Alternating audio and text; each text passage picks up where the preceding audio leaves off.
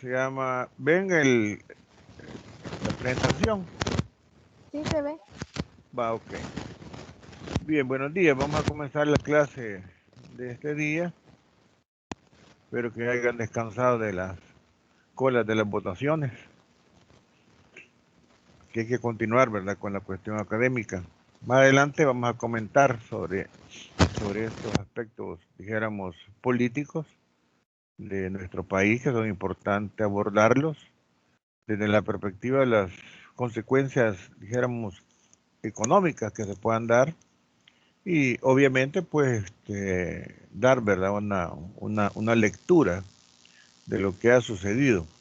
Cada quien pues desde su punto de vista, dijéramos, hacer su opinión, pero respetando, ¿verdad?, cada quien pues las diferencias que puedan haber. Eso lo vamos a hacer más adelantito, ¿verdad?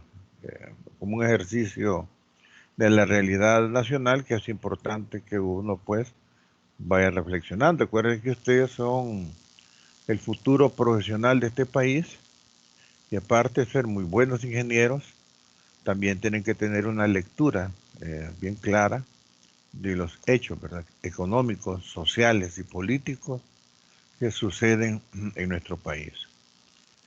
Bien, ya habíamos entonces anteriormente hablado, ¿verdad?, sobre esta parte de la economía política, en la que habíamos hablado de estos eventos importantes, así como también de esa separación en el periodo clásico de los fisiócratas, de los clásicos, donde habíamos analizado los aportes de Franco Knay.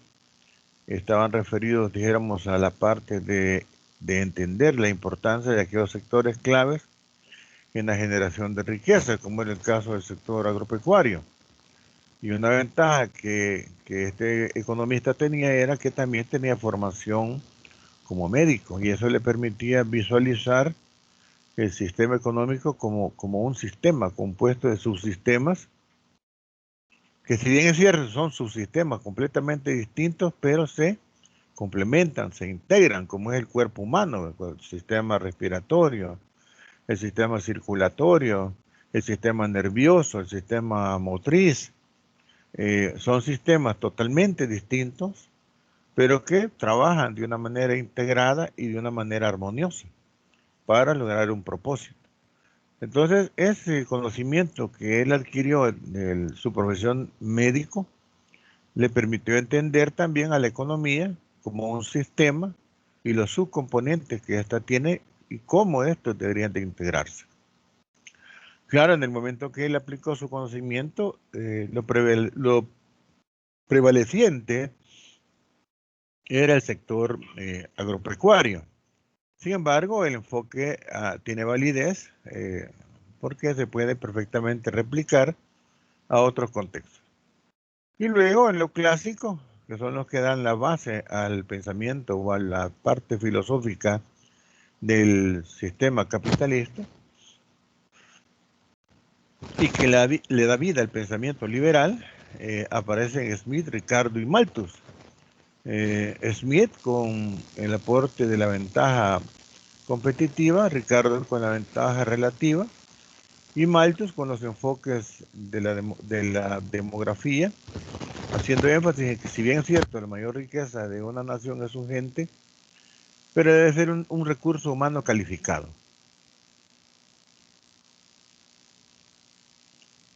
Que son, dijéramos, los aspectos que habíamos estado, dijéramos, comentando. Ya que hablamos de los clásicos, algunas características que se dieron, los aportes de Smith en darle la productividad y el trabajo útil, Ricardo con aspectos fundamentales de dónde que se genera la riqueza, y Malthus con los aspectos de los programas de control natal para poder entender la importancia que esto tiene en las economías.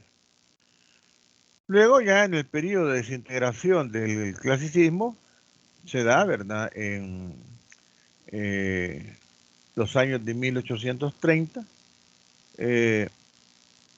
donde surge la doctrina socialista o marxista, cuyo principal representante es Karl Marx, que inyectó una reacción metodológica al clasicismo con un modelo realista que demostró el gran error de la teoría del orden natural.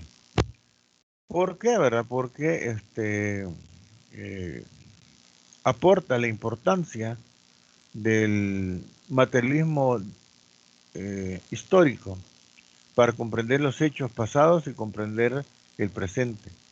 No se puede comprender el funcionamiento de las sociedades actuales sin primero entender qué es lo que ha pasado anteriormente. Y eso permite identificar aquellos aspectos fundamentales que son los que propician cambios.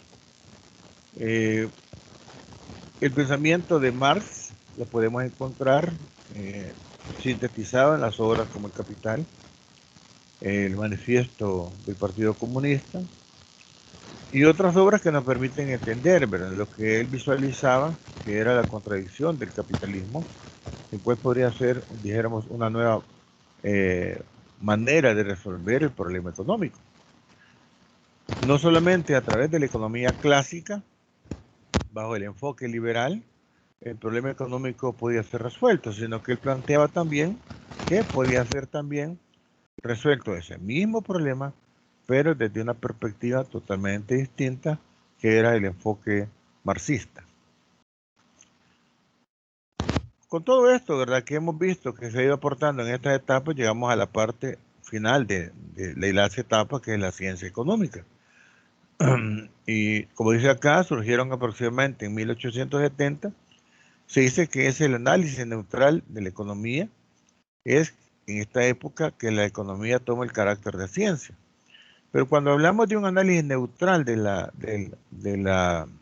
las relaciones económicas, todavía esto obedece a un esfuerzo por parte de los liberales por tratar de despojar el enfoque ideológico, el enfoque del cuestionamiento, de que el sistema capitalista tiene una serie de contradicciones.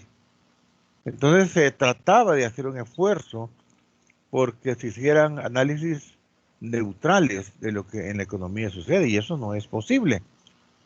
Porque si lo vemos en la actualidad, cada quien tiene una explicación, una perspectiva de los hechos que pasan en nuestro país. Yo tengo mi perspectiva fundamentada en mis principios y valores, que seguramente serán distintos a los de ustedes. Pero ese es mi punto de vista y el punto de vista de ustedes. Difícilmente entonces podemos decir de que vamos a hacer un análisis de la realidad prescindiendo de los elementos ideológicos que cada quien tiene. Eso no es posible. O sea, eso no es cierto. Sin embargo, acá se trataba de plantear para tratar de superar las contradicciones que ya esas nuevas escuelas disidentes del pensamiento económico habían aparecido, donde cuestionaban de que no era posible que solo la economía clásica pudiese tener todo el soporte teórico para resolver los problemas de la economía, cuando existían otras corrientes, como el marxismo, que resolvían perfectamente el problema desde otra perspectiva, con otros marcos de instituciones que van a permitir que el sistema se pueda reproducir.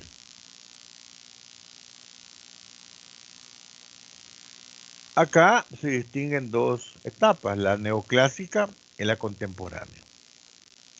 En 1929 el capitalismo sufre la mayor crisis de su historia. Ya les comentaba que esto era producto de que en la economía apareciesen los dos problemas quizás más graves que la economía en ese momento podía tener, que era el desempleo o la inflación. Antes de 1930, los problemas eran o desempleo o inflación. Y cada uno de estos se resolvía con una política monetaria o con una política fiscal. El problema en 1930 es que se presentan los dos problemas simultáneamente. Y entonces el soporte teórico que tienen los liberales para resolver el problema de la economía, de las distorsiones, de las fluctuaciones que ésta pueda tener, ya no resuelven. Entonces la economía se paraliza. Y les decía de que la economía capitalista funciona como una onda senoidal, donde primero crece, luego decrece, se desacelera para llegar a un punto de depresión, donde se paraliza.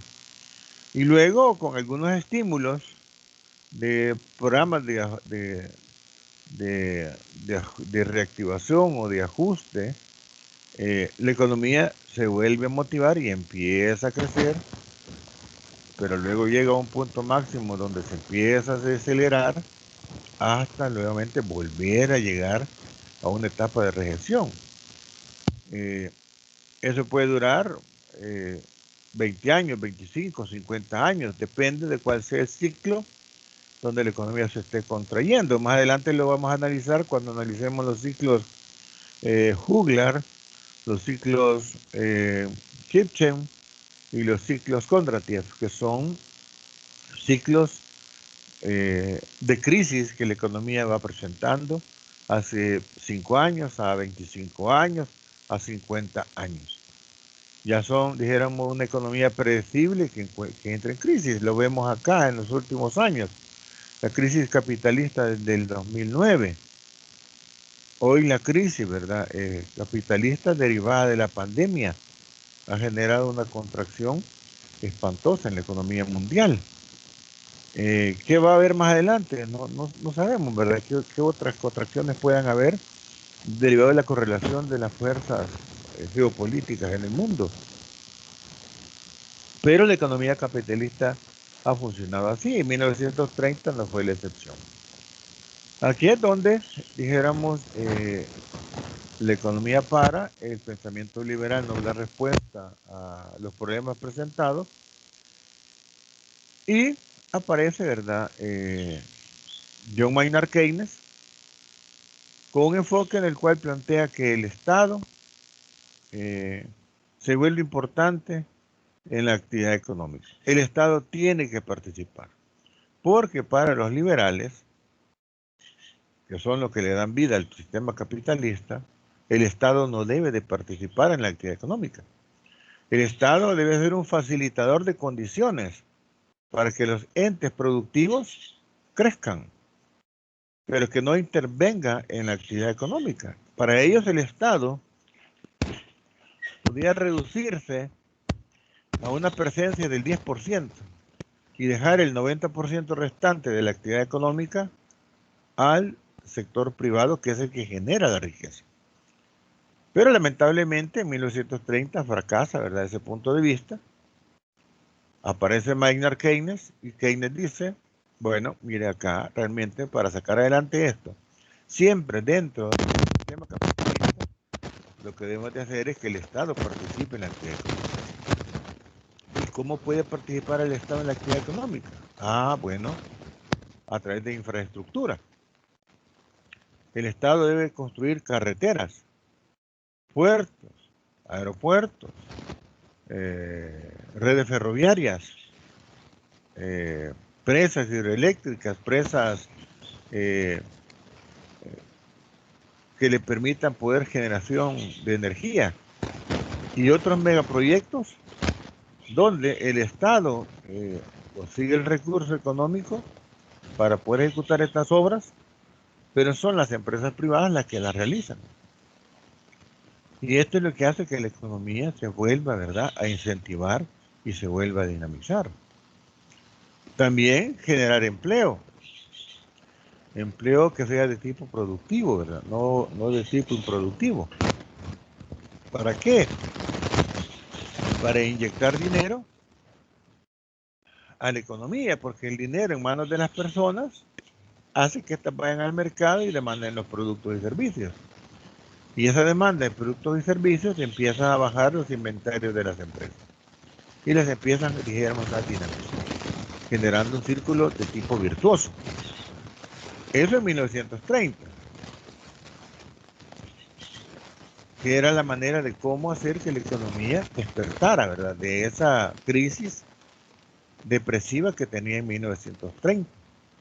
Entonces, John Maynard Keynes plantea pues la necesidad que el Estado intervenga en la economía a través de ese tipo de inversión pública directa y también en la generación de empleo para inyectarle dinero a la economía para que ésta se pueda, dijéramos, reactivar.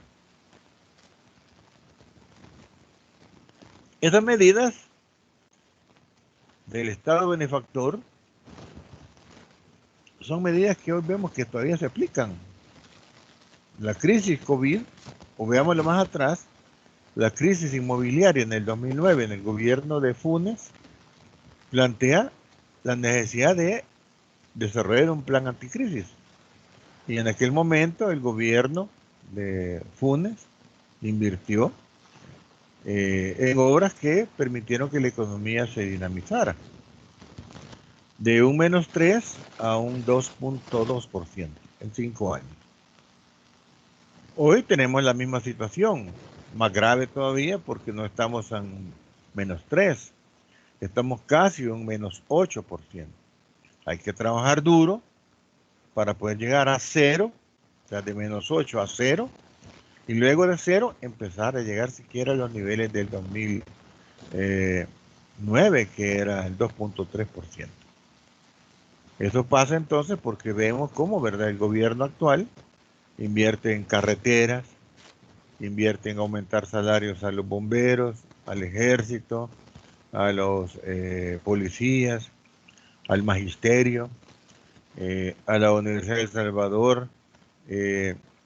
Las autoridades pedían 10 millones, el gobierno les dio 35, y hagan cargo de las sedes de Chalatenango y Morazán, con el apoyo del TEC de Monterrey, para hacer la infraestructura y para poder diseñar los planes de estudio. ¿Para qué? Para poder meterle plata a la economía en áreas estratégicas, en este caso la educación superior, para tener más ingenieros, para tener más economistas, para tener más administradores, para tener más médicos, para tener más matemáticos, más filósofos, que son importantes en el desarrollo de un país. Pero que lamentablemente en economías subdesarrolladas no le encontramos el verdadero valor a esas carreras. Sin embargo, son fundamentales para el desarrollo de una nación. Que si usted se fija, esas carreras, como no son rentables para las universidades privadas, pues solamente se desarrollan en la Universidad Nacional. Incluso las ingenierías, como ejemplo la ingeniería mecánica. Ingeniería mecánica no todas las universidades la imparten. Solamente la UCA y creo que todavía la Don Bosco tienen ingeniería mecánica. Las demás no le ofertan ingeniería mecánica porque es demasiado cara. O sea, los profesores son más especializados y la demanda de estudiantes es poca, pero es por el mismo nivel de desarrollo que nosotros tenemos. Pero la universidad genera profesionales pensando mucho más allá de lo que el mercado pueda demandar, lo demás en el largo plazo. Por ejemplo, hoy hay unas maestrías en ingeniería industrial, fuera de la maestría en proyectos, que están orientados a las telecomunicaciones, que se estaba trabajando con la Universidad Francisco Marroquín de Guatemala, con la Universidad Tecnológica, con la UTEC acá de El Salvador, y con unas universidades españolas. Entonces estas carreras que la tecnológica está anunciando de robótica y todo eso, es parte de ese proyecto. Entonces la tecnológica va a ofertar robótica y la nacional va a ofertar ingeniería industrial, especialización, comunicaciones.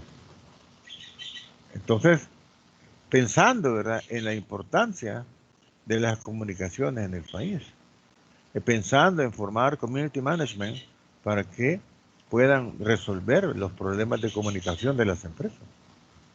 Son, dijéramos, demandas que hoy en el tema de pandemia se ha visto que las empresas que no están en las redes sociales, pues simple y sencillamente no están vendiendo. ¿Por qué, verdad? Porque esta pandemia nos ha cambiado drásticamente los hábitos de consumo. Te puede pedir sus alimentos, ¿verdad? Y usted dice, mire, ¿y hay cargos adicionales? Y la empresa no, porque la misma competencia está generando el hecho de no recargar el delivery a los consumidores. Ellos los están absorbiendo. O utilizan otras empresas que han montado su delivery y que tienen esta especialización, como Hugo, por ejemplo.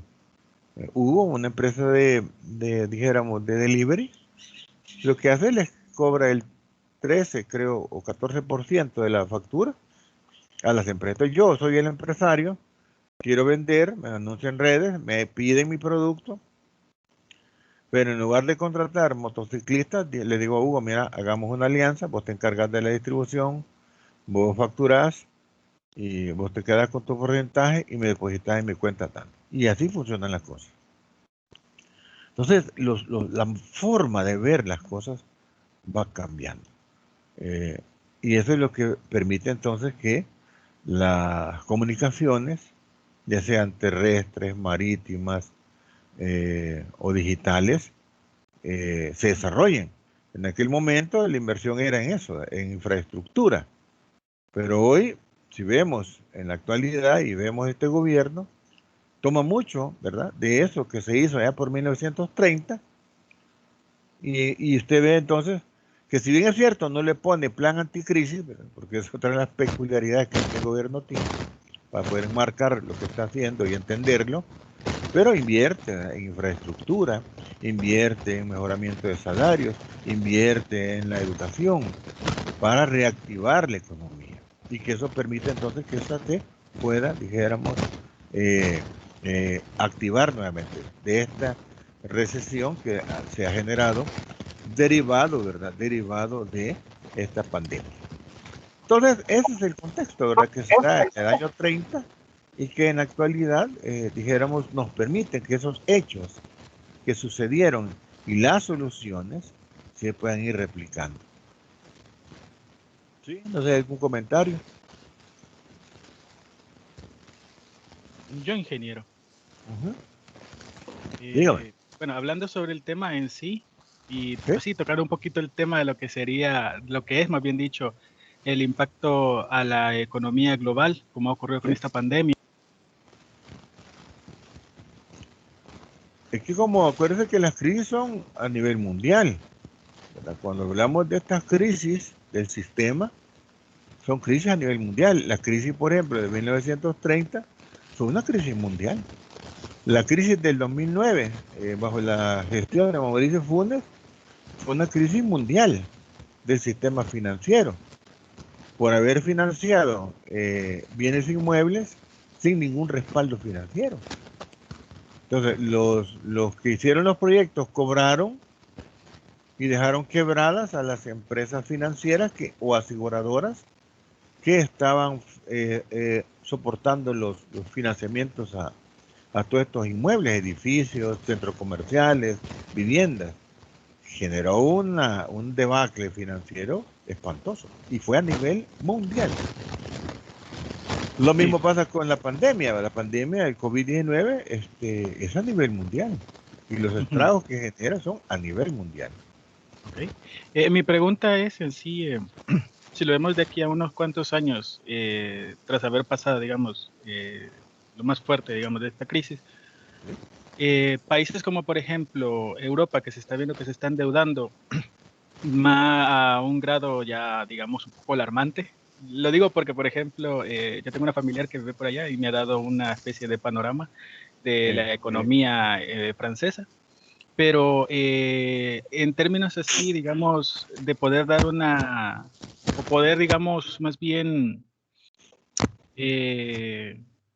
tratar de visualizar, digamos, en unos cuantos años, países de primer mundo que han recibido más fuerte la pandemia. ¿Usted cree de que llegará a recuperarse poco rápido o no tanto? Y países como el nuestro, en su punto de vista, ¿cree que, digamos, pudiéramos aprovechar, quieras o no, el panorama actual económico y tratar de crecer un poco más de lo que éramos antes?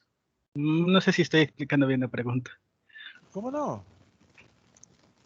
Lo que sucede es que hay, dijéramos, toda una diferencia entre los países desarrollados y los en vías desarrollados.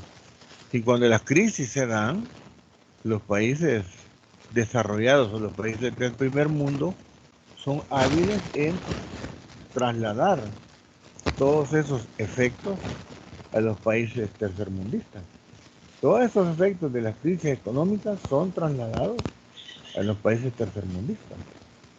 En la crisis anterior, que Grecia, España, Chipre, Italia, estuvieron en una crisis espantosa con niveles de desempleo hasta del 30%, se buscó cómo financiar a estas economías para que se recuperaran. Llega un momento en que los niveles son tan altos como en El Salvador, ¿verdad? Actualmente, que tenemos casi un 93%. Pero ¿qué es lo que hacen las economías? Lo que hacen es lo que se llama un rollover. Pasar las deudas de corto y mediano plazo a largo plazo para poder generar liquidez. Es como cuando el ciudadano está endeudado con las tarjetas de crédito, con los préstamos por aquí, y resulta que si gana $1,000 solo le quedan $100 y todo lo demás lo tiene empeñado. Entonces lo que busca es una solución y empieza a ver las instituciones del sistema financiero bancario o no bancario, a ver cuál le compra su deuda y aparecer alguna que se la va a comprar. Claro, hay un costo financiero, una tasa que probablemente sea alta, depende de las garantías que le ofrezca y de la moral de pago que éste haya tenido en su historial. Entonces le pasan tal vez las deudas que tiene a 15 años a 30 años. Y entonces ese hecho de pasar de 15 a 30 es un rollover, que se llama, para el ciudadano es una consolidación de deudas, de todas las deudas que tenía regadas, las pasa en una sola a 30 años, y eso le permite que le permite que su cuota sea de tal vez $350. Entonces le libera 750. Decían que le quedaban a 750, él empieza a respirar, a vivir. Claro, va a estar condenado a 30 años pagando la deuda. Si tiene disciplina financiera, no se va a endeudar. Pero lastimosamente eso no se tiene, entonces empieza nuevamente a endeudarse, y nuevamente el ciclo se repite, vuelve a ser la misma operación. Pues lo mismo le pasa a las economías como país. Europa ha pasado por lo mismo y ha logrado, dijéramos, negociar sus deudas en el largo plazo para generar esa liquidez que solo el Estado y los ciudadanos requieren. Pero también pasa por recortar muchos programas sociales porque son excesivos y eso al final la gente tiende a abusar. Entonces se reducen algunos proyectos sociales para bajarle al gasto y de esa manera poder entonces paliar los efectos negativos de estas deudas que generalmente van en el largo plazo. Entonces son, dijéramos, mecanismos, ¿verdad?, que las economías hacen, trasladar sus efectos negativos a las economías del tercer mundo. ¿A través de qué? A través de las instituciones financieras como el Fondo Monetario, la AID, el Banco Mundial, el BCIE, que son instituciones administradas por el gran capital y que lo que hacen es trasladar, ¿verdad?, todos esos efectos negativos a las economías del mundo, que son las que tienen al final que soportar, ¿verdad?, todos esos desequilibrios. Hay economías que son estratégicas, ¿verdad? En Europa, por ejemplo, Chipre. Yo mencioné a Chipre. Pues sí, pero Chipre no es España, no es Francia, no es Alemania. Pues sí, pero ¿por qué hay que salvar Chipre? ¿Va? Porque Chipre es la lavadora de los rusos, ¿va? Entonces hay que mantenerle estable para que el negocio funcione. Pues las presiones por querer utilizar los recursos financieros del Vaticano, ¿verdad?, que ya son otro tipo de estrategias, pero que mientras eso no pasa, Entonces se buscan otros mecanismos con los organismos financieros internacionales para poder bajarle presión a la desestabilización económica, pero también pasa por recortar algunos programas sociales donde esas economías gozan, ¿verdad? Gozan de prestaciones que aquí soñaríamos, ¿verdad? Tener, ¿verdad? Pero lastimosamente no contamos. Entonces sí, ¿verdad? Esas crisis se presentan, pero también se pueden, dijéramos, manejar adecuadamente. Muchas gracias. Bueno, Ingeniero, ¿sí? usted mencionaba que el FMI, el Banco Mundial, trasladan al tercer mundo, digamos, las deudas, ¿verdad? ¿En ¿Sí? forma de qué? ¿O cómo se puede visualizar aquí eso? Mire, cuando veamos a detalle el modelo neoliberal, ahí vamos a ver lo que se llama programa de ajuste estructural. Y el programa de ajuste estructural descansa en dos políticas. Una política de estabilización y una política de mejoramiento de la capacidad productiva. ¿Por qué lo hace así el FMI? Para garantizarse que le paguen. Porque muchas veces el Fondo Monetario presta, pero las economías, por ser desordenadas, no logran honrar su deuda y se amparan a la condonación. Y eso al fondo no le conviene porque al final el negocio de ellos es hacer dinero.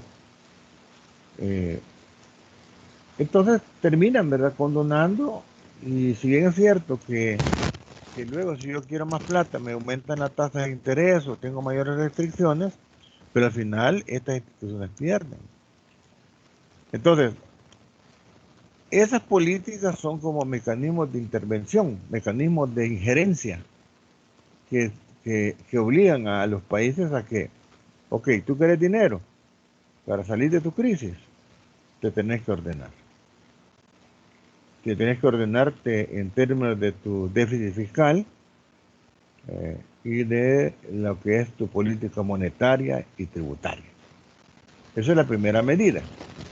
Y la segunda, para que me puedas pagar, entonces tenés que tener un aparato productivo que sea capaz de generar los recursos para honrar las deudas, que es la otra política de mejoramiento de la capacidad productiva.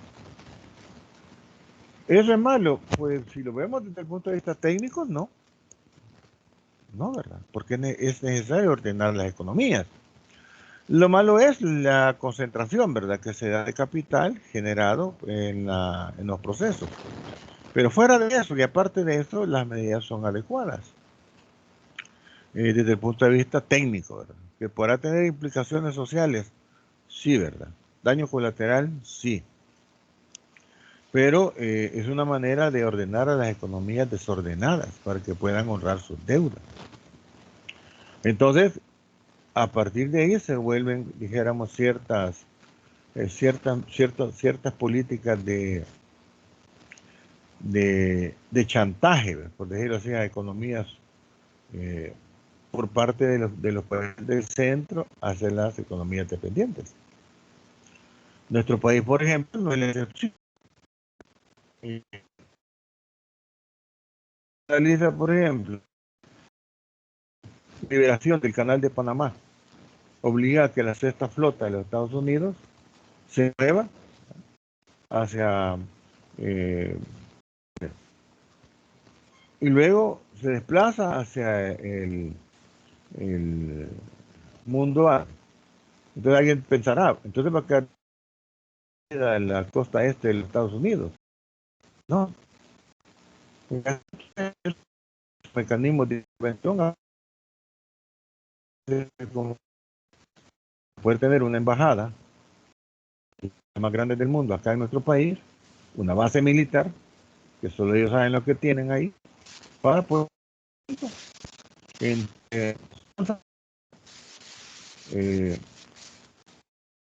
Puerto Rico Disculpe, y ingeniero. Está por Lauderdale cortando. para generar un escudo estratégico, ¿sí? Que se está cortando el audio.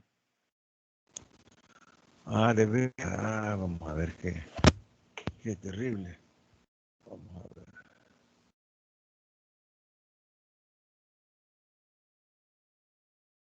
Bueno, está relativamente bien. Es un lío. Supuestamente tengo una buena red contigo, pero más de lo mismo, una gran estafada que le dan a uno. Pues entonces, como les decía, se generan esos mecanismos, pero entonces, claro, la deuda se vuelve un mecanismo de chantaje para países como los nuestros, por parte de los países del centro. La experiencia del 11S en Estados Unidos replantea, ¿verdad?, su política exterior y fortalece el patio sur de su territorio continental a través de este escudo de control satelital entre esos 3 puntos que yo le mencionaba. Entonces, si usted los traza entre San Salvador, San Juan, Puerto Rico y Fort Lauderdale, tiene un triángulo que, controlado satelitalmente, elimina cualquier ataque, ¿verdad?, que el territorio continental de Estados Unidos pueda tener. Entonces ya no necesita la sexta flota anclada en Panamá, sino que lo hace de una manera distinta, espacialmente. Entonces esas cosas, ¿verdad?, son las que hacen que las economías del centro generen, ¿verdad?, a través de la deuda un chantaje para poder intervenir en las economías. Pero claro, eso ya es geopolítica, ¿verdad? Ya se sale del curso, dijéramos, introductorio de economía. Pero lo ampliaba por la pregunta que usted hizo, ¿verdad? Y que obviamente eso pasa igual, ¿verdad?, en Europa. O sea, ¿por qué de repente Estados Unidos se mete en regiones que no tienen nada que ver, peleando en Siria, ¿verdad? Que sí, ¿qué tiene que ver Estados Unidos en Siria, pues? La democracia, no. Los recursos, ¿verdad?, que están ahí y que permiten que su economía se pueda fortalecer. Y parte es el agua, ¿verdad?, el suministro de agua para Europa occidental. O sea, hay un montón de factores, ¿verdad?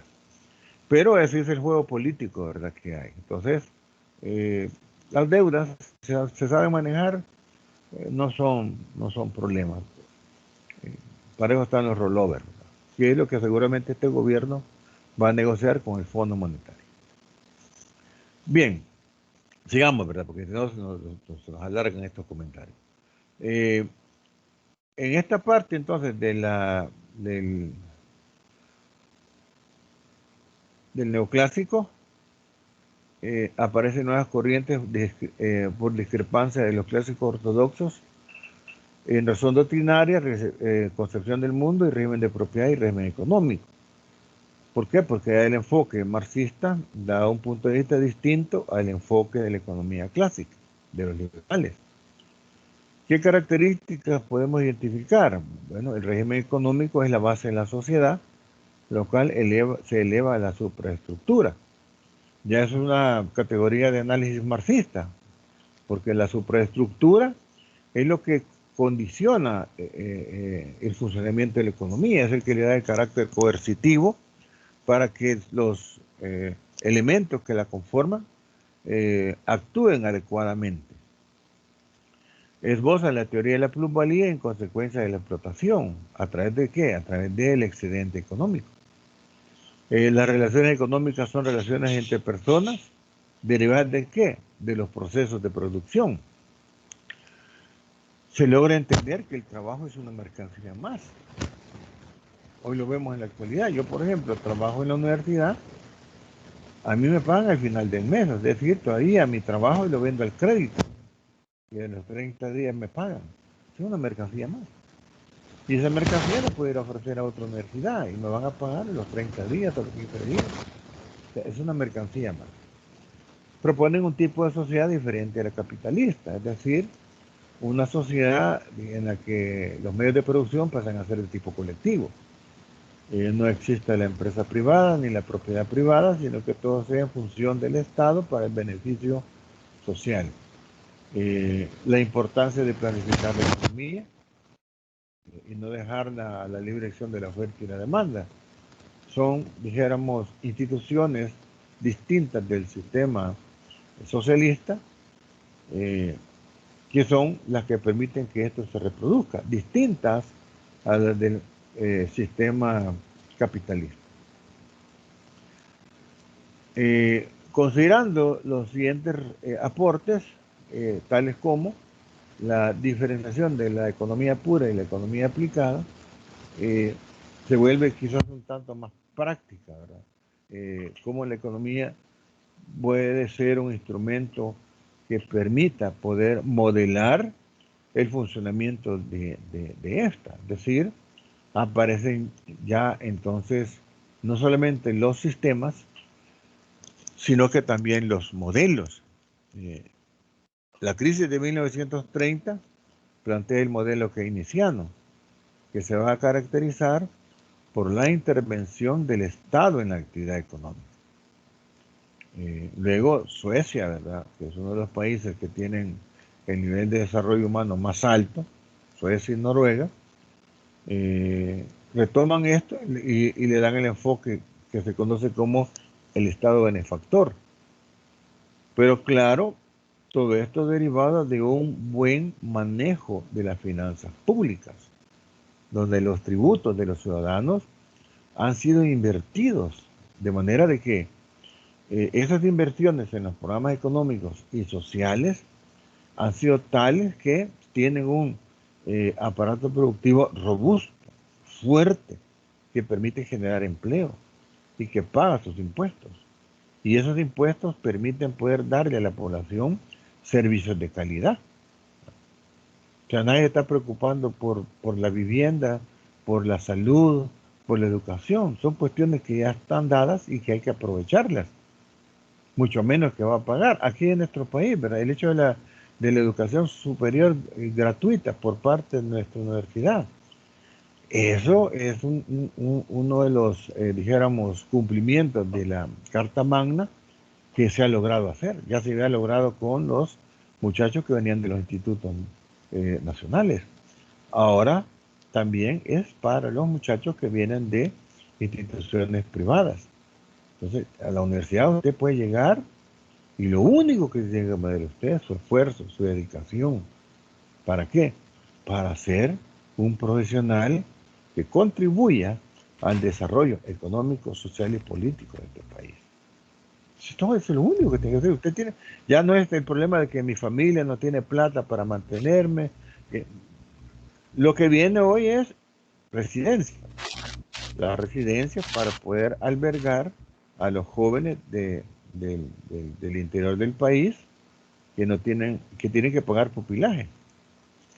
Pero también eso se va a contrarrestar con los nuevos centros universitarios en esa sede. La idea final de la universidad es tener básicamente una sede por departamento, de manera de que no haya excusa para poder estudiar a nivel superior. Yo esperaría que también no se les vaya a olvidar, ¿verdad?, son recomendaciones que tenemos que hacer a las autoridades, de los famosos INTAUES, los Institutos Tecnológicos de la Universidad de El Salvador, que no solamente las carreras de 5 años, sino que también las carreras técnicas, como antes existían en la facultad, por ejemplo, de ingeniería, existía poderse graduar de técnico. Usted puede graduar de técnico en ingeniería mecánica, civil, porque había salidas laterales. De ahí se quitaron para darle vida a los tecnológicos, reformas educativas. Pero muchas veces uno está en tercer año de ingeniería y ya no continúa. ¿Y qué con los estudios? Pues? Ya no tiene ningún respaldo. Pero pudiese tener una salida lateral, ¿verdad? Cuando usted ya llega a su tercer año, poderse graduar como técnico. Ya con ese cartón de técnico, usted puede conseguir un trabajo mucho mejor que el de operario, mando medio. Si usted tiene chance para poder seguir estudiando, pues obviamente saca el pregrado y se gradúa de ingeniero.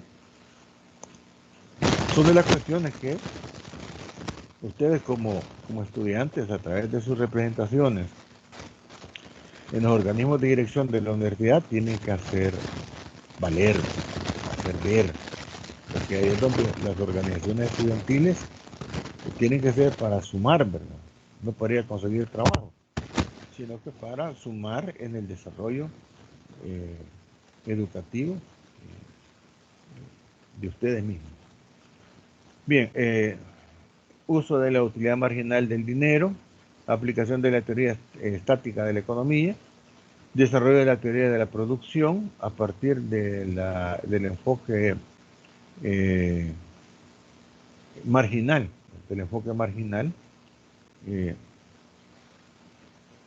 y acá quienes contribuyeron, ¿verdad?, a esta etapa con sus investigaciones y conocimientos están Grossen, Walras, Pareto, donde Pareto es una herramienta que seguimos utilizando, ¿verdad?, el famoso 80-20. Stanley Jevon, ¿verdad?, con la economía política, y Marshall, que consolida el pensamiento neoclásico. Ya finalmente en la etapa contemporánea, donde Keynes, que ya habíamos comentado, ¿verdad?, sus aportes en la crisis, es el más importante economista del siglo pasado. En los inicios de su carrera económica fue defensor del liberalismo. ¿Por qué, verdad? Porque simplemente era lo que en ese momento estaba en apogeo, el enfoque liberal que le da vida al capitalismo. Fue alumno de Alfred Marshall y reflexionó sobre el error del liberalismo y el exceso de control del socialismo, es decir, los extremos. Y dio como resultado su primer aporte, el control moderado del Estado sobre la actividad económica de un país. Hay ciertos, dijéramos, sectores, actividades de la economía que tienen que tener presencia del Estado, por el carácter estratégico que este representa, por ejemplo, la generación de energía y su distribución. Si bien es cierto, el sector privado puede hacerse cargo de eso, pero el Estado tiene que tener también presencia, por el carácter estratégico que generan ese tipo de servicios. Entonces, este señor literalmente expone que la política económica de un gobierno debe complementarse con la iniciativa privada, atendiendo a los servicios básicos y las inversiones en que las empresas privadas no desean participar. Por ejemplo, una carretera. Una carretera es importante para la movilización de personas y mercancías. Pero si fuese una carretera de carácter privado, se tendría que estar cobrando por el uso de la misma, porque de otra manera va a sacar la inversión. Entonces tendría que tener un montón de puestos de control para cobrar por el uso de la carretera. No solamente para los automóviles, sino que también para las personas que puedan caminar a pie, que se trasladen o atraviesen la carretera. Tienen que pagar por el uso. Entonces, la externabilidad de ese tipo de proyectos es tal que es complicado que sea de carácter privado. Imagínense ustedes el Boulevard de los Héroes o el Boulevard del Ejército Nacional, que fueran de carácter privado. Desde el momento que usted entra a esa carretera, tendría que pagar. Depende de donde usted vaya, dependiendo de dónde usted va a salir, así va a pagar el toll, el pago. Y luego, si alguien quiere atravesarse la calle, tiene que pagar. Si no, va a dar la vuelta. Entonces, se vuelve complicado el cobrar por el uso del uso de la carretera. Entonces, ahí es donde el Estado interviene. Y en nombre de los ciudadanos, financia ese proyecto. Donde será una empresa privada la que lo va a realizar, pero va a ser el Estado el que se quedará pagando ese préstamo. ¿Por qué? Porque el sector privado no lo va a querer hacer porque va a tener dificultad para cobrarlo. Una central hidroeléctrica y vamos a invertir 400 millones de dólares, pero vamos a recuperar la inversión a 70 años. Ningún empresario va a esperar 70 años para recuperar la inversión. Entonces, ¿quién lo puede hacer? El gobierno. Mira, busca el recurso, ejecuta la obra y lo está pagando por 70 años con los dineros de los ciudadanos que pagan impuestos. ¿Por qué ahora? Porque es importante la generación de energía, pero el sector privado no lo va a hacer porque la recuperación de la inversión es demasiado extensa, demasiado larga. No va a esperar 60, 70 años para recuperar la inversión. Entonces Su Majestad el Estado lo hace.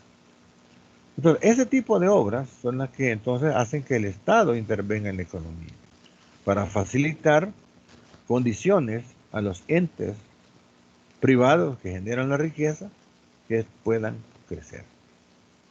Ya analizamos el tema de carreteras. ¿Por qué se invierte tanto en eso? Porque analizamos el costo que representa una hora en tráfico. Es improductivo para las personas que van ahí. El gasto de combustible, el deterioro de los automotores. O sea, es una pérdida para la economía. Porque mientras usted está en el tráfico, usted no está produciendo nada. Al contrario, está perdiendo. Que si bien es cierto, de alguna manera resuelve con el celular, pero su presencia física en otras actividades que no pueden ser desarrolladas por teléfono, pues se retrasan. Entonces se genera una pérdida espantosa en la economía. Son los costos ocultos de esas actividades improductivas. Entonces, por eso se invierte en el mejoramiento de las redes de comunicación para facilitar la movilización de las personas y de las mercancías. Le anteceden Smith, quien revolucionó la economía sacándola del estancamiento del mercantilismo, y Marx con sus planteamientos críticos y fundamentales para un cambio estructural en el modelo liberal. Y hablamos de un cambio estructural porque es un cambio en la estructura, o sea, no son cambios cosméticos. O sea, el enfoque marxista plantea un cambio estructural, no es un cambio cosmético que solamente va a estar a nivel, dijéramos, de pequeños acomodos, no, sino son cambios totalmente estructurales, como por ejemplo cambiar el régimen de propiedad. Si bien es cierto, en el modelo capitalista la propiedad es privada, en el modelo socialista es colectiva. Las empresas son públicas, ya no son privadas. La posesión de los medios de producción es pública y ya no es privada. En los dos se va a generar riqueza, ganancia. Sí, se va a generar riqueza, se va a generar ganancia, se va a generar excedente en ambas. La diferencia es que en el sector, en el modelo capitalista, ese excedente, esa utilidad, esa riqueza es privada. En cambio, en el socialismo es colectiva. Entonces, son cambios totalmente, dijéramos, estructurales los que se dan ahí. Otros aportes de Keynes fueron los estudios sobre la liquidez, es decir, la importancia, ¿verdad? La importancia que la liquidez representa no solamente para las empresas, para el gobierno, sino que también para las personas. Cuando analizamos las funciones del dinero, una de las funciones que el dinero tiene es la liquidez. Así como podemos hablar del medio de cambio, atesoramiento, mantenimiento de la pérdida del valor en el tiempo, pago de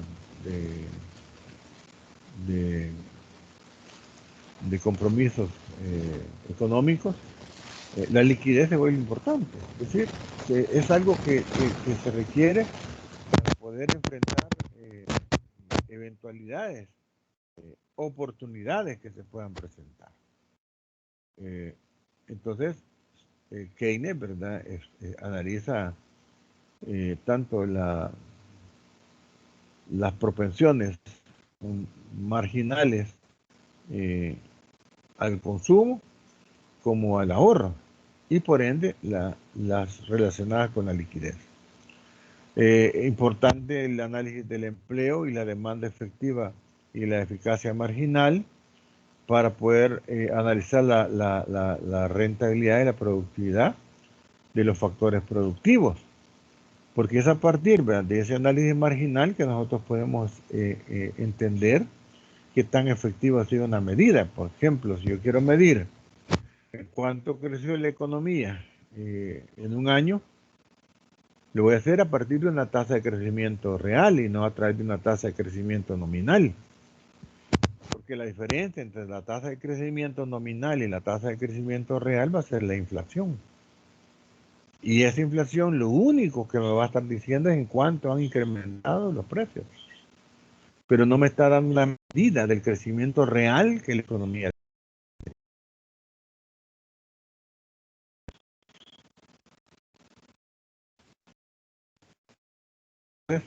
Esos aportes son los que se van haciendo ya en esta etapa. Le mencionaba y aparte de todo esto que venimos analizando, de cómo se ha ido construyendo el soporte teórico de la economía para considerar la ciencia, también hay que ir analizando estos modos de producción. Uno son las doctrinas económicas y otros son los modos de producción. En el aula virtual yo he colocado una separata sobre los modos de producción para que ustedes lo lean y puedan, dijéramos, identificar cuáles han sido las características más relevantes del modo de producción de etapa del salvajismo, de la barbarie, del esclavismo, del feudalismo, del capitalismo, del socialismo y del comunismo. Para ir entendiendo cada una de estas modos de producción y entender también que no son evoluciones mecánicas, sino que son evoluciones que están a la base de poder visualizar cómo la base económica va experimentando cambios. Y les decía que esa base económica está constituida por medios de producción y por la fuerza de trabajo. Cuando esta evoluciona, presiona entonces al cambio en la estructura.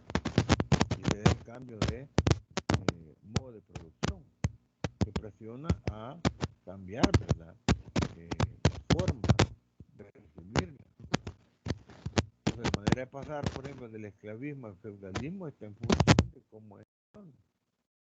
Y lo mismo del feudalismo al capitalismo, cómo va a cambiar, pero es a partir de la base económica. Ingeniero. Experimenta el cambio, sus fuerzas de trabajo y los medios de producción. ¿Sí? Creo que el micrófono le está fallando un poco. Por un momentito no escuchamos nada. Y después volvió poquito a poquito el sonido. Bueno, vamos a ver, que esta cosa así que complicadito, ¿verdad? Vamos a ver. Y es que quiero ver lo otro acá, déjenme ver. ¿Cuántos habemos ahorita? Déjenme ver. Sí que habemos 161. Y por eso es que no, la diapositiva la dejo así reducida por el ancho de banda. Me genera problemas. Y es que esto es lo que yo le decía al ingeniero, al director de la escuela, que yo no sé por qué no armaron más grupos. Son casi 497 estudiantes en esta asignatura. Y estos son los problemas cuando empieza a saturar. Yo miraba aquel día cuando teníamos 197, empezaba como a trabarse para pasar las diapositivas, el sonido se corta. Bueno. Pero de alguna manera vamos a sacar esto. Pero bueno, lo que les decía entonces es esto, ¿verdad? Que estos, ¿cómo se llama?, modos de producción, donde aquí falta se llama el salvajismo, la barbarie, son maneras, ¿verdad?, de cómo se organiza la producción. Que es importante analizarlos a la par de lo que estamos viendo. Entonces, yo les decía, en el aula virtual, pues hay una separata para que ustedes pues la puedan leer y complementen lo que he estado explicando, para poder ir entrando en sintonía. Porque si fuera un curso de economía, tuviéramos el curso de introducción a la economía y el curso de económicos. Un curso de economía para ingenieros, cuál era un poco. Pero dijéramos, hasta lo que hemos visto acá con el desarrollo histórico, cuando llegamos a esta etapa del contemporáneo, decía, bueno, todo esto la que hemos logrado identificar desde la parte de la filosofía económica, de la política económica, de la economía política hasta la ciencia económica, lo importante acá es ir viendo los aportes que en cada una de estas etapas se han ido dando, hasta conformar el soporte teórico que va a permitir afirmar que la economía es una ciencia. ¿Y por qué vamos a decir que la economía entonces es una ciencia? Primero porque tiene un objeto de estudio bien definido, que es el problema económico. O sea, la economía tiene un objeto de estudio bien definido, que es el problema económico. Y el problema económico entonces se va a definir como las necesidades ilimitadas y crecientes que tiene la población ante los escasos recursos que emiten diferentes usos. Y ese problema que está ahí va a ser resuelto, ya sea desde la perspectiva de la economía clásica o a partir de el enfoque de la economía marxista, de la economía socialista. O sea, el problema es el mismo. ¿Cómo lo vamos a resolver? Pues existen diferentes formas. Ya lo vimos acá en la explicación que dábamos de que no solamente bajo el enfoque de la economía clásica, de los liberales, el problema se va a resolver, no, sino que también está el enfoque de Carlos Marx con su enfoque socialista, buscando resolver el problema.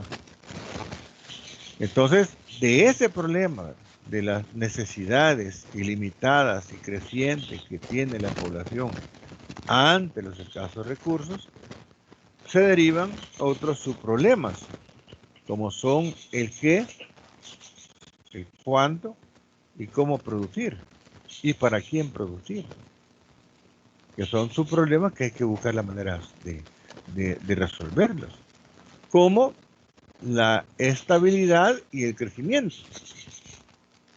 Es decir, la economía tiene que ser estable para que pueda propiciar crecimiento.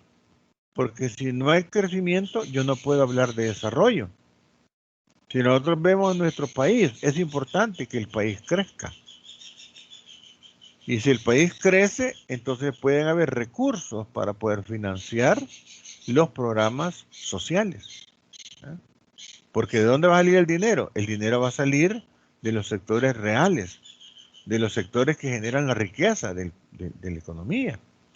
Entonces, de esa riqueza generada, el gobierno se apropia una parte a través de los impuestos para financiar los programas económicos y sociales. Ya decíamos, ¿cuáles son los económicos? Pues toda la infraestructura, carreteras, puertos, aeropuertos.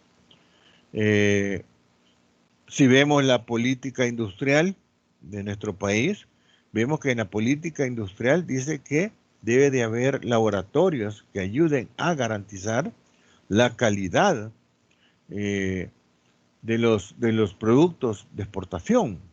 Entonces, pues, estamos hablando de laboratorios en la industria textil, que garanticen que esos productos puedan penetrar mercados internacionales. Tiene que haber metrología.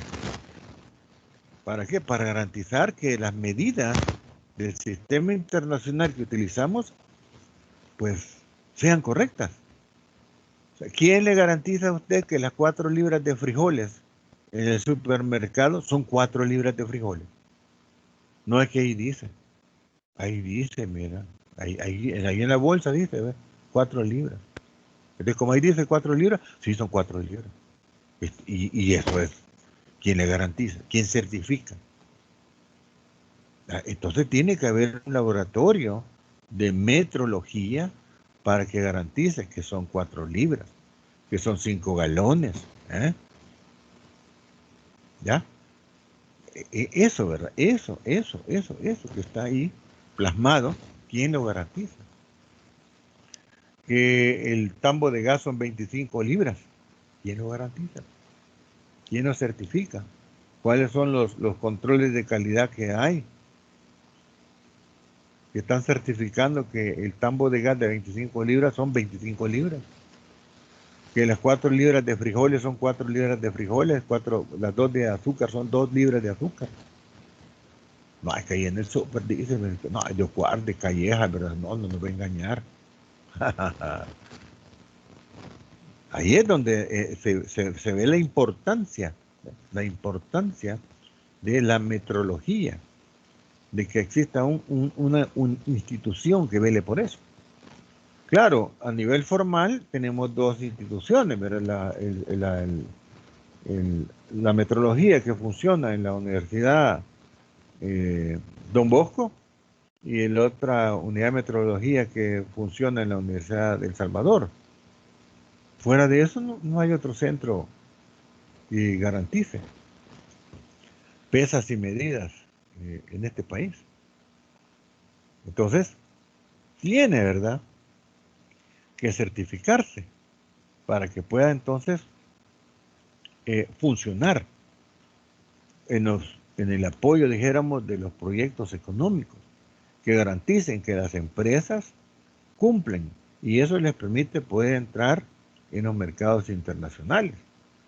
Más todo lo que hablamos de carreteras para la movilización de carga de personas y de mercancías. Puertos, como por ejemplo Acajutla y el puerto de la Unión. Pero que tengan más grúas, ¿verdad? Que normalmente tengan un par de grúas, ¿no? Que tengan por lo menos unas 8 grúas para que el descargo de esos buques, cargo-descargo, sea rápido. Entonces hay que invertir, ¿verdad?, en grúas para que estos puertos sean competitivos.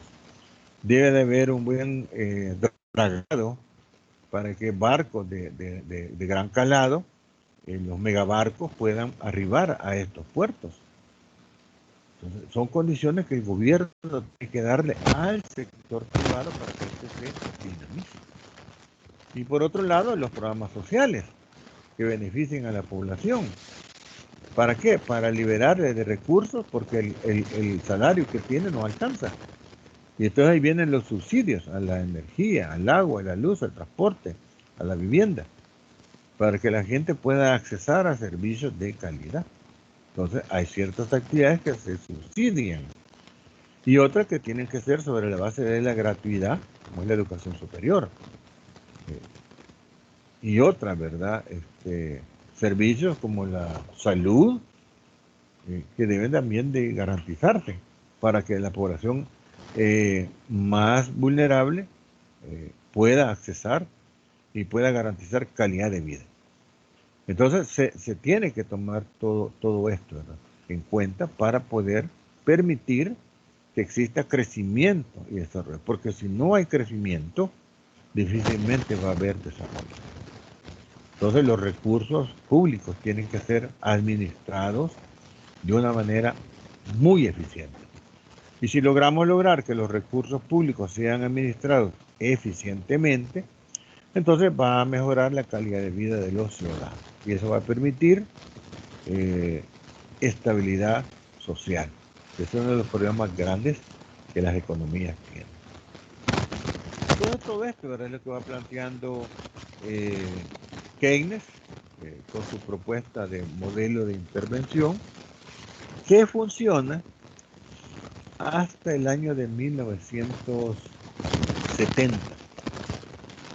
Este modelo de Keynes, ¿verdad?, donde vamos construyendo que la economía es ciencia, donde tiene, y decimos, ¿por qué la economía es ciencia? Porque tiene un objeto estuvo bien definido qué es el problema económico y lo que estamos comentando. Si bien es cierto, el problema económico se mantiene hasta nuestros días, pero cómo lo vamos a resolver es lo que va cambiando. Entonces, a un primer momento, el enfoque liberal hasta 1930. De 1930 a 1970, el enfoque keynesiano. Porque igual el modelo keynesiano se agota. Y en 1970 el Estado tiene demasiada participación en la actividad económica. Entonces, en 1970, derivados de la crisis del petróleo, que genera otra nueva crisis del sistema capitalista, se da un nuevo modelo, que es el modelo neoliberal. Entonces, el modelo neoliberal aparece en 1970. ¿Y qué es el modelo neoliberal? Pues simple y sencillamente es volver a retomar todo lo que Smith y Ricardo habían planteado para darle vida al liberalismo. Entonces, el enfoque liberal hoy ya no es liberal, sino que es neoliberal. Entonces, de ahí viene la palabrita, el neoliberalismo. Es decir, es volver a retomar el pensamiento liberal de Smith y Ricardo para poder superar el fracaso o el decaimiento del enfoque keynesiano de intervenir en la actividad económica. Entonces, los neoliberales plantean que el Estado no debe de participar en la actividad económica. Ha venido participando mucho. Entonces, tenemos presencia del Estado demasiado alta en la actividad económica. Entonces, los neoliberales empiezan entonces a reducir el tamaño del Estado. Se dan los procesos de las privatizaciones para poder entonces reducir el tamaño del Estado. Aparecen los programas de ajuste estructural que descansan en las dos políticas que ya les hacía mención. La política de estabilización y la política de mejoramiento de la capacidad productiva. ¿Para qué? Para que las economías puedan crecer con robustez y puedan ser responsables de los compromisos que van a adquirir con los organismos financieros internacionales. Entonces, 1970 es el final del enfoque keynesiano y el aparecimiento del enfoque neoliberal, que retoma todo lo que los liberales habían planteado allá por 1930. Ya el enfoque de la globalización ya existía en 1960. Ya el enfoque de ver la economía como un solo mercado ya existía. Pero no se podía desarrollar ese modelo por las confrontaciones que habían entre la URSS, que es la Unión de Repúblicas Socialistas Soviéticas, y los Estados Unidos. Pero como la URSS desaparece en 1992, o sea, es como que Estados Unidos pues se separaran, que California se hiciera un estado, la Florida otro estado, Utah otro estado, Oregon otro estado, Georgia otro estado. Algo así le pasó a la URSS, a la Unión de Repúblicas Socialistas Soviéticas. Después de la renovación con la perestroika y el glasnost, en la gestión de Mikhail Gorbachev, Rusia, la URSS se desintegra. Se desintegra y cada uno pues se vuelve un país. Y prácticamente el poder que URSS tenía se desaparece. Hoy vemos una Rusia pero comandada por Putin. Pues sí, ¿verdad? Pero Putin se quedó con el armamento nuclear. Por eso que es sumamente importante, ¿verdad? El papel de la Rusia, porque tiene todo el arsenal nuclear a su favor y todo el desarrollo tecnológico. Entonces, prácticamente Estados Unidos ya no tiene rival, porque el rival que le frenaba su expansionismo era la URSS. Pero al desaparecer, prácticamente se vuelve una relación geopolítica de tipo unipolar. no hay contrincante. Entonces, los Estados Unidos, para justificar su intervención en las economías que no tienen democracia, tal como Estados Unidos la concibe, crea, ¿verdad?, el concepto de terrorismo. Y en el concepto de terrorismo incluye a todas las economías que tienen democracias que no están tal como Estados Unidos las concibe. Entonces ahí entra Venezuela, ahí entra Cuba, ahí entra Irán, Irak, todos esos países. Y empieza gradualmente a intervenir. Y usted se fija, en todos estos tiempos, esos líderes políticos han sido eliminados. Saddam Hussein, Gaddafi, Chávez, Castro, todos estos, ¿verdad? Bin Laden, han sido eliminados. ¿Por qué? Porque ha tenido, bajo el pretexto del terrorismo, la intervención en esas economías, para modelarlas en función de sus intereses. Claro, después aparece China, y aparece Corea del Norte, y Rusia, y frenan, ¿verdad?, el expansionismo de los Estados Unidos. Entonces ya la economía, dijéramos, hasta el 2000, del año 1970, ante la eliminación del 1992 de la Rusia, el enfoque de la economía global toma fuerza. Y entonces hoy vemos, ¿verdad?, que la economía global, el mercado, el mundo, un solo mercado. Y nos podemos conectar, ¿verdad?, a través de las redes sociales, y podemos estar en cualquier parte del mundo y tener la información que nosotros necesitamos en el momento. ¿Por qué? ¿Verdad? Porque se globaliza la economía. Porque obviamente las otras economías, como la Rusia, China, entran en otra etapa de su desarrollo y abren su economía al mercado capitalista.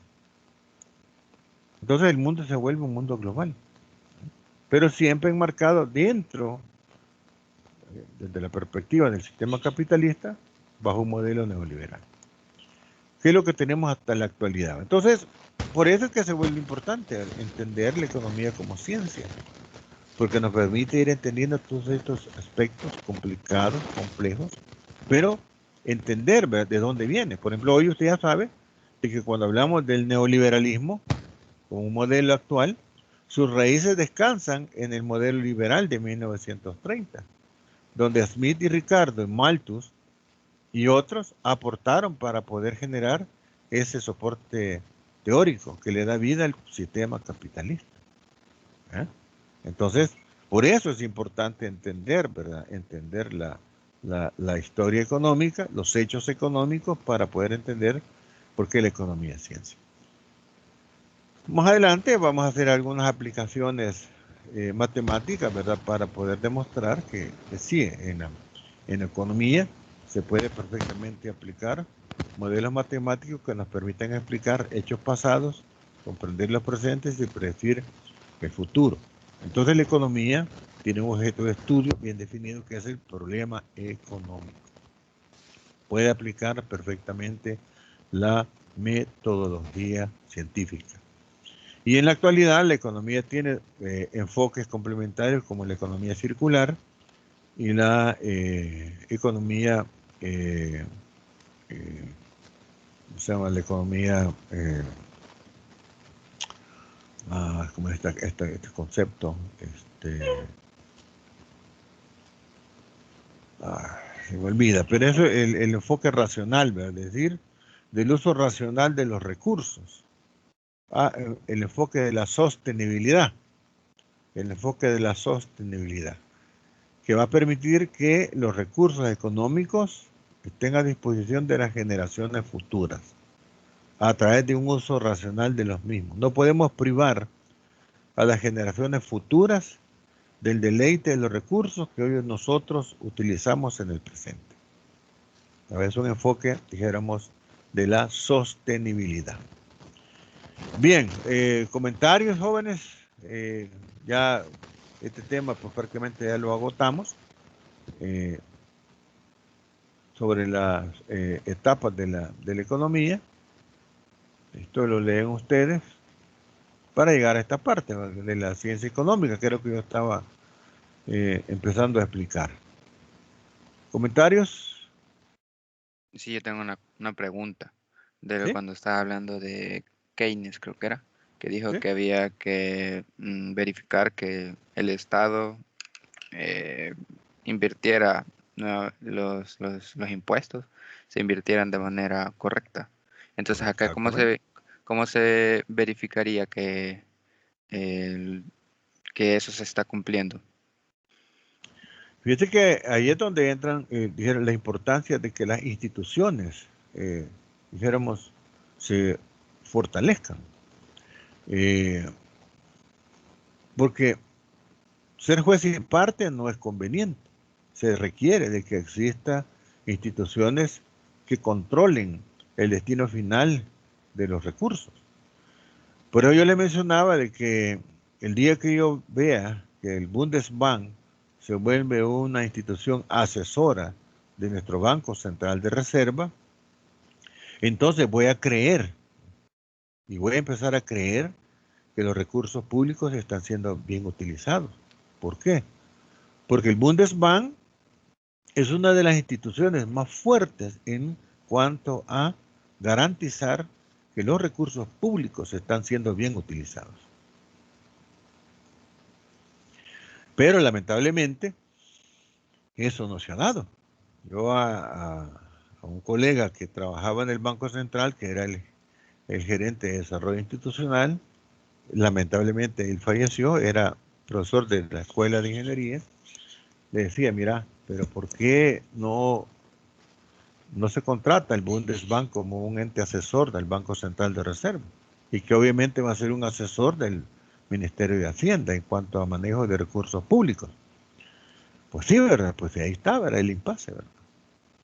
Eso en las gestiones de la derecha, ¿verdad? Ya en las gestiones de la izquierda, peor, ¿verdad? Y habría que ver en esta gestión, ¿verdad? Si se logra, pues que, o se admite que sea el Bundesbank un ente controlador. Sin embargo, hay otras instituciones de la sociedad civil, ¿verdad? Que tienen que garantizar que los recursos realmente se utilicen. Por eso es importante saber en qué se debe invertir la plata para poder monitorearlo. Ahí entra la Corte de Cuentas, entra la Fiscalía, entra Transparencia, entra Hacienda misma, ¿verdad? Que deberían de ser los que rindan cuentas, pero muchas veces también necesitamos algo externo, así como en las empresas, ¿verdad? Las empresas tienen sus contadores y tienen su auditoría interna. Esa auditoría lo que está garantizando es que cuando venga la auditoría externa, lo que yo estoy haciendo en mis registros contables sean correctos. Entonces, yo necesito de una auditoría externa. ¿Para qué? Para que esta persona que es externa me venga a evaluar para ver que lo que mi auditor interno está haciendo sea lo correcto. Pues algo así necesita el país, de algo externo que le venga a supervisar. Y es donde viene la colaboración de esta institución, como el Bundesbank, para poder garantizar que los recursos públicos se estén utilizando adecuadamente. ¿De acuerdo? Sí. Gracias, ingeniero. Bueno. ¿Otra pregunta, jóvenes? Yo, ingeniero. Ingeniero. Uy, Bueno, ella primero, Diga. ella. ok, gracias. Va, ok.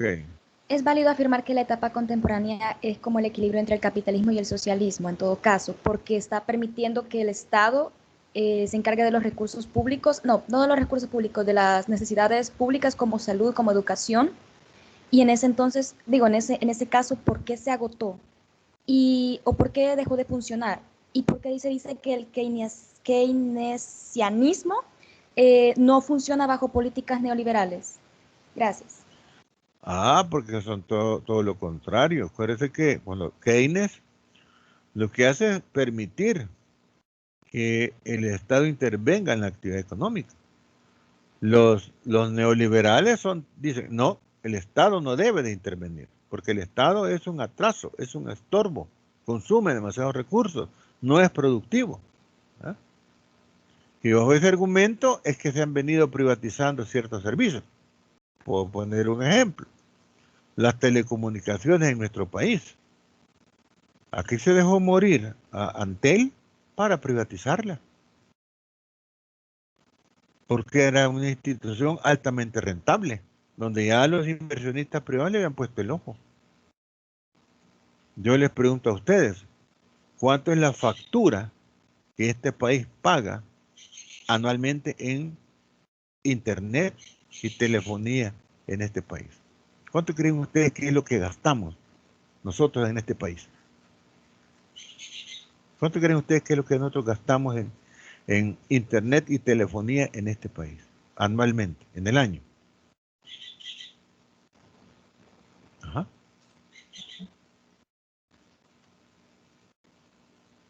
¿Cuánto creen? Datos, así de, no, mira, a nivel todo el país debe internet, telefonía celular, porque la telefonía celular, cualquier cosa puedo yo olvidar, menos el teléfono. Y tiene que tener datos. Aunque sea un peso, le meto en el día. Unos 10 millones. No. 1 billón. No, tampoco, ¿verdad? Unos 500 millones. Nah. 1.000 millones. Son 2.000 millones, 2 billones. No, 1 billón, 2 billones. 2.000 millones de dólares. Eso es lo que pagan. Son una economía de consumo espantosa. Sin el teléfono no hacemos nada. Hoy queremos comprar ropa, queremos comprar zapatos, queremos ir de paseo, queremos pedir comida.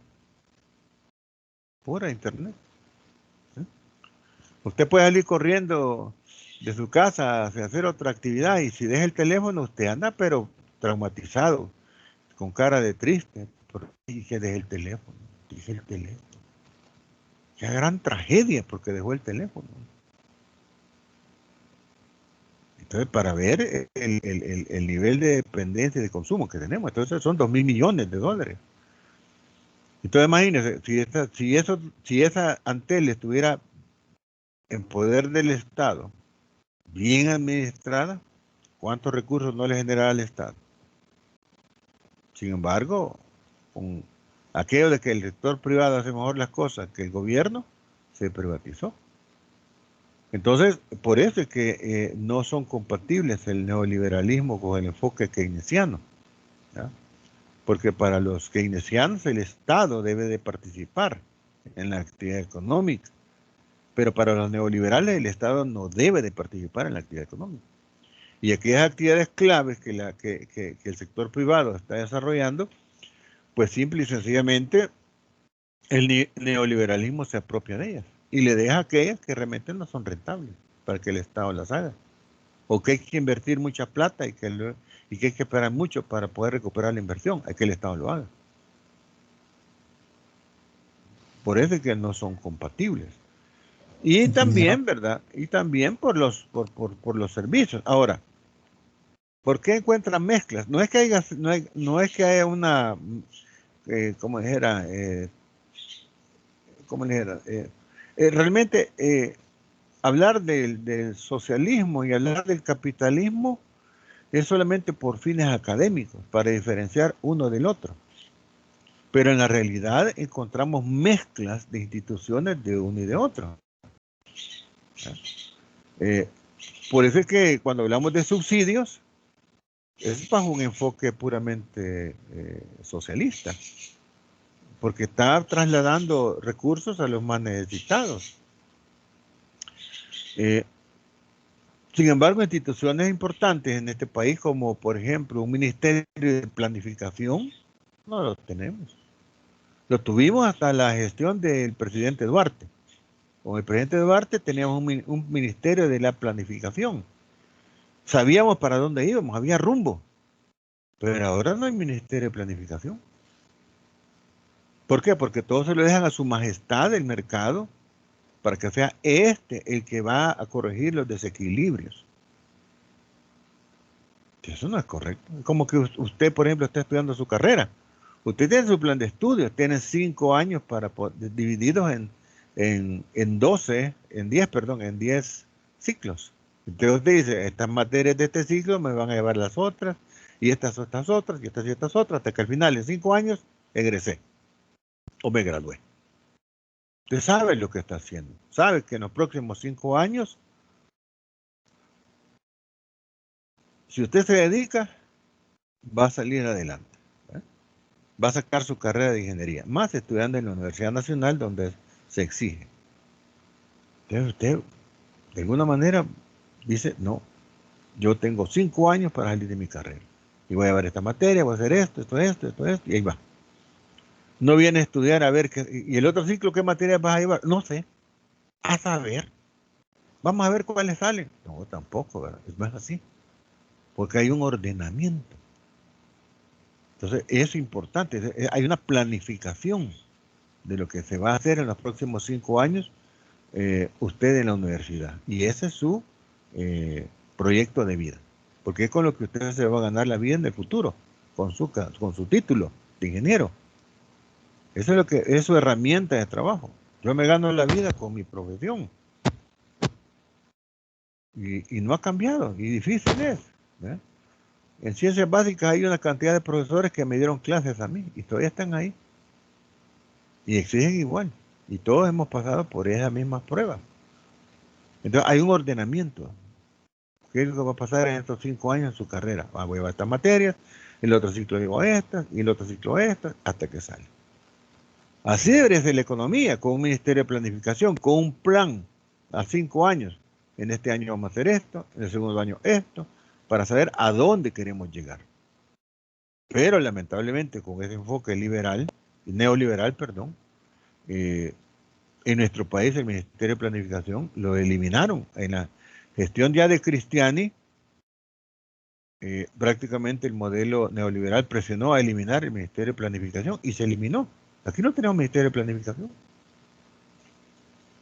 Que hablaban de una secretaría técnica, pero no tienen la misma fuerza de un ministerio de planificación. Yo esperaba que en las gestiones de Sánchez Serén, después de haber esperado 20 años de la gestión de Arena, que en la de Sánchez Serén o de Funes, volvieran a plantear un modelo de planificación. Metieron cualquier otra cosa. Ministerio del Turismo, el Ministerio de... no sé qué otras cosas más inventaron, pero menos un ministerio de planificación. Un error craso. Y más de la izquierda, pues, que debería haber propuesto un ministerio de planificación para saber hacia dónde le apunta, ¿verdad? Y haber quitado la Secretaría Técnica, que no contribuye en nada, más el lastre. Entonces se vuelve importante, ¿verdad?, esta institución, que es una institución del socialismo, pero que el capitalismo la necesita para saber hacia dónde vamos. Todos en la vida necesitamos planificar nuestras acciones, hacia dónde vamos. Si usted me pregunta a mí, yo sé lo que tengo que hacer hasta el siguiente año. Yo estoy planeando el 2022. El 2021 está caminando. Sé lo que tengo que hacer. Lo que tengo que pensar es qué voy a hacer en el año 2022. Así ustedes, ¿verdad? El 2021 ya lo tienen planificado. Ciclo 1, ciclo 2. Debería estar pensando en el ciclo 2022. Para pensar, ¿verdad?, en cómo ir generando esas estrategias. Pues lo mismo pasa en la economía. Entonces no es que hayan modelos puros, sino que son mezclas. Ya en la práctica vemos mezclas. Pero donde prevalece uno, ¿sí? Disculpe, yo tenía solo una pequeña duda con respecto a lo que usted dijo de los keynesianos, que el Estado debería intervenir en la actividad económica. Estas dos formas podrían ser tanto directa como indirectamente, ¿verdad? Sí. Digamos, en forma directa sería como lo mencionó usted, le baja los impuestos a las empresas, y en forma indirecta sería, digamos, un ejemplo, la construcción de una carretera que acorte el trazo de un desplazamiento de un determinado material que ocupe la empresa hacia su sector, su punto final, perdón. Ajá, eso indirectamente implicaría un menor consumo de combustible, como un ejemplo. Claro, es que eso es lo que se busca.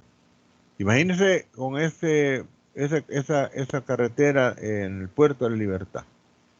El embotellamiento que se hace los fines de semana.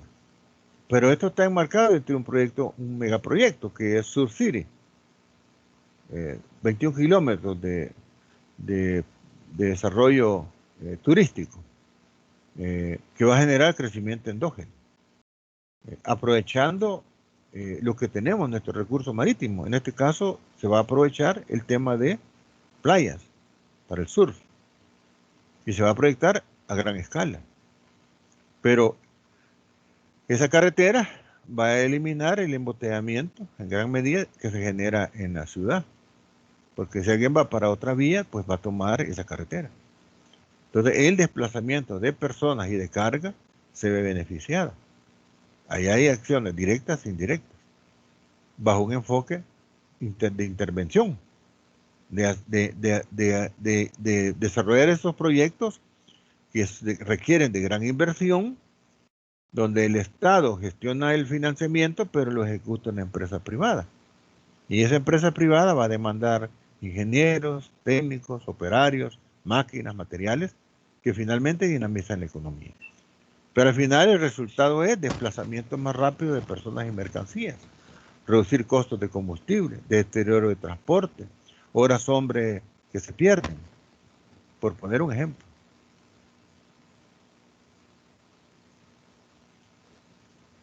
Bien, ¿algún otro comentario?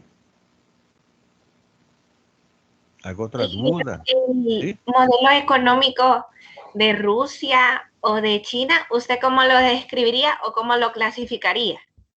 ¿Cuál? Perdón, me decía. Modelo económico de Rusia y de China. Y es un modelo que ha logrado venir de un enfoque eminentemente socialista y lograr consolidarlo, aperturarlo. Es un modelo de apertura económica. China, por ejemplo, ha aperturado su economía y viene una economía comunista y la ha aperturado. ¿Por qué? ¿Verdad? Porque está claro de que las bases de su sociedad no van a cambiar y necesita hacer negocio con el mundo y negocios de verdad. O sea, es tan voraz como cualquier empresa capitalista del imperio. Pero el tema es, ¿qué hago yo entonces con la riqueza generada? China es una potencia en investigación científica en todos los niveles. Y lo mismo pasa con Corea del Norte. Las últimas pruebas nucleares que Corea del Norte hace para poder llegar al territorio continental de los Estados Unidos solo demuestra un avance de la tecnología que ellos tienen. Con utilizar ojivas de cabeza nuclear, de cabeza múltiple. Y es un desarrollo, un avance científico fenomenal. Lo mismo Rusia. Todo el desarrollo que Rusia tiene es derivado de su forma, de cómo desarrolló su socialismo, pero que hoy se apertura a la economía global y poder intercambiar bienes y servicios, pero sin perder la esencia de su economía. Pero claro, ellos han madurado, ¿verdad? Venimos desde 1917. China es mucho más ancestral, ¿verdad? Y Corea del Norte, hasta llegar a un punto donde ellos pueden abrir su economía sin deteriorar todo su marco institucional que les permite poder establecer que siguen siendo economías socialistas, pero con una apertura hacia el mercado mundial. Y no tienen miedo de poder sucumbir, ¿verdad? Institucionalmente. ¿Por qué? Porque están bien fortalecidos. ¿De acuerdo?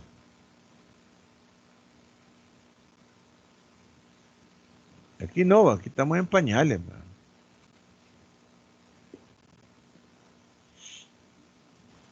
Y un país que está en vías de desarrollo puede llegar a ser desarrollado. Sí. Cuando usted analiza la historia de países como, por ejemplo, Taiwán, Si usted ve los datos del Producto Interno Bruto de Taiwán en 1970, el Producto Interno Bruto de El Salvador era mucho más alto que el de Taiwán. Y Taiwán, 25, 30 años después, es lo que es hoy, una potencia. Entonces, de un país subdesarrollado a un país desarrollado. ¿Y qué es lo que pasó? Las transformaciones educativas que permiten la asimilación de todo ese conocimiento tecnológico. Que se puede acortar, se puede acortar. Se puede acortar. Entonces, ahí está un ejemplo. Taiwán. Compare los dos países, busca el Producto Interno Bruto de El Salvador y de Taiwán en 1970 y va a darte cuenta que El Salvador era mucho más desarrollado que Taiwán. Pero ¿qué le pasó a Taiwán en los próximos 30 años? Que tenía un proyecto de desarrollo bien definido. Acá en Centroamérica, Costa Rica tiene un plan de desarrollo a 50 años. Costa Rica se ha preguntado cómo queremos ver a Costa Rica dentro de 50 años. Y van caminando en ese plan. Van caminando en ese plan. Están bien claros hacia dónde quieren llegar. Ya está dentro de las naciones desarrolladas por el índice de desarrollo humano que tienen, por los niveles que ha alcanzado de desarrollo. Y sigue trabajando en eso. Ahora pregúntese usted en este país, ¿cuál es el plan de desarrollo que tenemos para los próximos 50 años? No tenemos. Independientemente de quien llegue al poder, que llegue Bukele, que llegue la de izquierda, la derecha, quien llegue, pero ese plan de desarrollo no va a cambiar, porque todo el mundo aspira a que lleguemos a ese El Salvador que queremos dentro de 50 años. No lo tenemos. Costa Rica sí lo tiene. Eso es tener claridad hacia dónde quiere apuntar alguien. Entonces, un país subdesarrollado, claro que sí, puede llegar a ser desarrollado de una manera rápida, pero ¿a través de qué? A través de un factor bien importante, la educación. Una sociedad educada, formada, que permita poder atraer inversión con proyectos, con procesos que demanden un recurso humano calificado. Calificado. Sí se puede.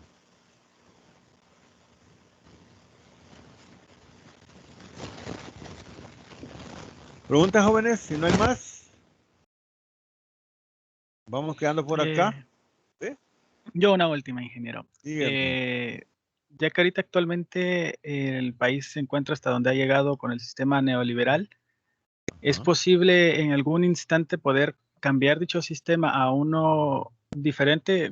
Yo creo que en dado caso sería tal vez posible el sistema utilizado en Alemania, o sea, el sistema social de mercado.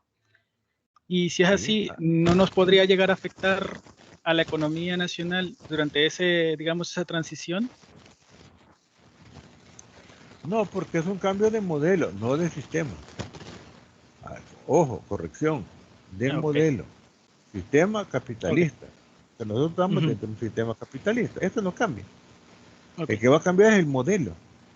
De modelo neoliberal a un modelo de economía social de mercado. Esa debería ser la aspiración.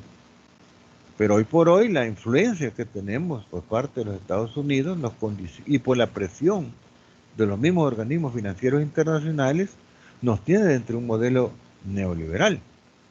Claro, la CEPAL, al ver, dijéramos, todo el daño colateral que el modelo neoliberal produce, generó lo que ellos llaman el enfoque de la complementariedad, que son las políticas públicas que hablan de la inversión en el recurso humano, pleno empleo productivo, rápida difusión del conocimiento tecnológico, que son fundamentales para poder hacer crecer al recurso humano en conocimiento, para poder aspirar a un mejor empleo con un mejor nivel de vida. Porque la inserción de este recurso humano calificado le permite una mejor posición dentro del aparato productivo y consecuentemente una mejor remuneración que le permite poder incluso ascender dentro de la estructura social.